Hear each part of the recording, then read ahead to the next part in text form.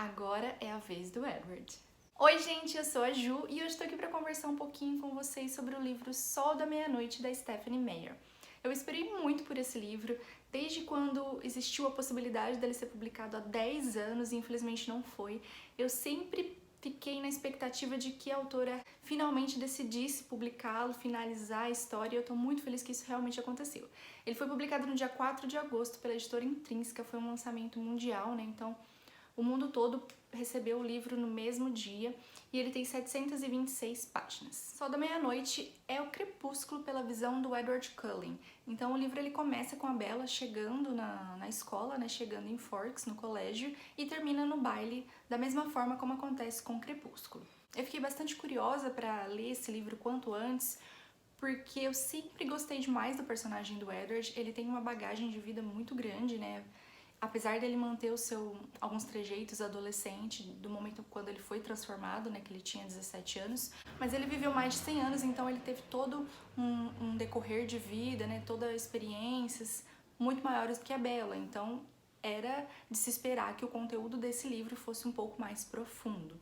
Em Sol da Meia-Noite nós mergulhamos na mente do Edward, nós começamos a entender realmente como ele funciona e a narrativa ela é mais densa, ela é mais detalhada justamente por isso, porque a mente do Edward trabalha de uma maneira totalmente diferente da mente da Bella. Logo no início nós conseguimos entender a dimensão do quanto o sangue da Bella é irresistível para o Edward. Em Crepúsculo nós compreendemos que é algo totalmente diferenciado, né? Que a Bella tem um cheiro que clama pelo Edward, mas em Sol da Meia-Noite nós conseguimos entender verdadeiramente a grandeza disso, do quanto isso é nocivo para ele. Muito legal que ele se refere a esse desejo, essa sede, né, essa ânsia pela caça como um monstro mesmo, né? Em diversas passagens ele cita o eu interior dele como um monstro.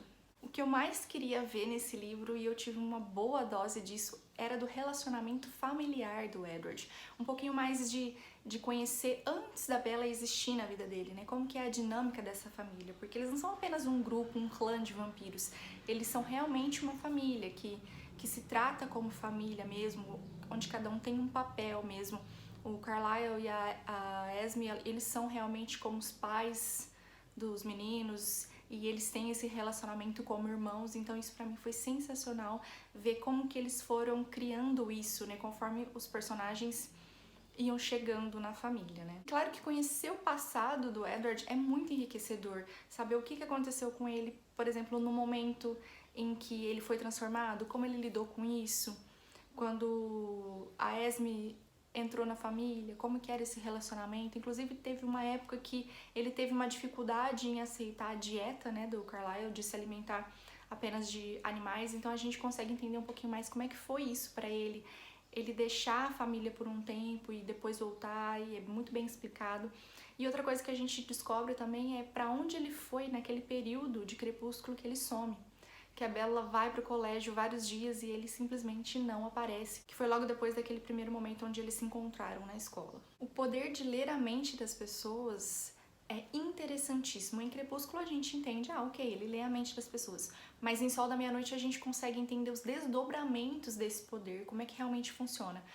Ele enxerga situações pela mente das pessoas, né? Então é como se ele tivesse uma visão do que está acontecendo através de quando ele entra na mente da pessoa. Então logo no começo do livro, quando o Edward está tentando entender por que ele se sente tão atraído pela Bella, ele procura ela pela mente dos alunos da escola. Então ele consegue se aproximar dela através da mente das pessoas. Então ele consegue enxergar ela. É como se ele visse pela visão das pessoas, né? Muito interessante. Esse poder tem uma combinação incrível com o poder da Alice, que é outra personagem que merece um super destaque. Na verdade, ela teve um destaque enorme no livro, né? E não teria como não falar dela. Ela sempre foi uma das minhas personagens favoritas.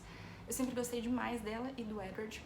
Mas nesse livro a gente consegue ver mesmo o quanto as visões da Alice são peculiares, né? Existem muitas linhas, muitos desdobramentos, muitas situações, então é como se fosse um jogo na mente dela, onde ela vai e volta e cada ação que ela pode ter, ou que a pessoa, no caso se ela estiver tendo uma visão de outra pessoa, cada ação que essa pessoa tiver vai mudar totalmente a rota daquela visão. Isso é sensacional. E tem um capítulo que é praticamente dedicado a isso, né? A ver a Alice trabalhando essas visões. E como o Edward tem livre acesso à mente da Alice, no momento que ela tem a visão, o Edward já consegue ver essa visão, então eles são muito interligados. Além do poder do Edward e da Alice, a gente também tem um destaque para o poder do Jasper, a gente consegue entender um pouquinho mais. Eu gostaria até de que tivesse sido mais trabalhado ainda, mas a maneira como foi colocado deu para entender bem. Jasper, ele manipula as emoções, mas ele acaba fazendo com que você enxergue mais ou menos aquilo que ele quer que você enxergue, né? É muito, muito, muito bacana e é uma parte, quando meio que explica isso, é uma parte muito interessante de ser lida. É importante a gente ter em mente que se trata de um livro de romance, então o foco é no romance.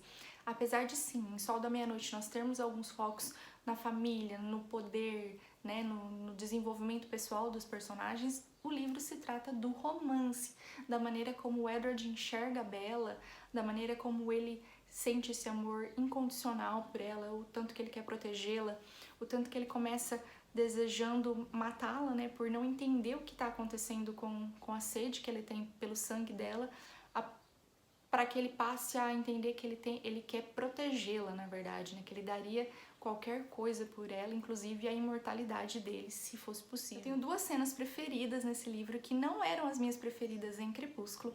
A primeira cena é a cena da Campina. Eu gostava muito da cena na Campina em Crepúsculo, achei ela bem bonita, mas aqui em Sol da Meia-Noite ela tem uma proporção gigantesca e ela tem uma função, né? É um ponto de partida para uma outra fase da história. E eu amei, amei, amei. Não dá pra falar sem contar spoilers, porque são coisas que não existem em Crepúsculo, né? Detalhes que a autora colocou que não existem em Crepúsculo. E outra cena que eu gosto muito é a partir do momento do jogo de beisebol, né? Uma cena seguinte que acontece ali, que é muito, muito, muito boa também. A gente percebe que a personalidade do Edward é bastante sarcástica, ele é divertido, acreditem ou não, ele é divertido, ele faz piadas. O relacionamento dele com a Bella é pautado por algumas brincadeiras internas que eles têm, né? E isso traz uma leveza maior à história. O título e a capa do livro são explicadas dentro do contexto da história. O título é logo no começo e a capa ela é citada praticamente no livro inteiro, porque o Edward ele faz uma ligação entre ele e Bella, a Hades e Perséfone, não? Então tem todo aquele lance das romances. Então dá pra entender por que esta capa foi escolhida, apesar de ela não ser visualmente tão agradável, né? Pra mim, pelo menos, eu não acho ela tão agradável, ela faz todo sentido. Apesar de ter 727 páginas, a leitura é muito fluida, muito rápida, e eu só não li mais rápido porque eu tive que parar em diversos momentos, né, pra atender o Benjamin, pra atender o Diego. Eu não consigo mais só sentar e ficar lendo horas seguidas, né, eu tenho algumas responsabilidades, então foi só por isso que eu realmente não consegui ler mais rápido do que eu gostaria, mas é uma leitura muito rápida, muito fluida, a narrativa da autora é assim, né, e a gente consegue perceber um crescente da narrativa dela de Crepúsculo para agora Sol da Meia-Noite. Eu acredito que ler a série Crepúsculo e depois ler o Sol da Meia-Noite é mais enriquecedor, porque eu acredito que facilita a compreensão de algumas coisas que a autora coloca na história que a gente vê no decorrer de outros livros, né? Mas aí fica a critério de vocês, não existe nenhum tipo de spoiler dos livros subsequentes. Se você ler o Sol da Meia-Noite não vai estragar a leitura dos outros livros, então fica a critério. Sol da Meia-Noite correspondeu às minhas expectativas, na verdade superou as minhas expectativas. Existem alguns detalhes de Crepúsculo que eu gostaria de ter visto aqui, mas apesar deles não existirem, eu acho que o que a autora trabalhou, o que ela optou em mostrar, ficou incrivelmente bem colocado, fez um sentido gigantesco. Me deixou muito feliz e agradecida por ela finalmente ter finalizado esse projeto tão lindo. Se você gostou desse vídeo, não deixe de clicar em gostei aqui embaixo. Se você ainda não é inscrito no canal, inscreva-se para receber os próximos vídeos. Um super beijo para todos vocês, fiquem com Deus e até a próxima!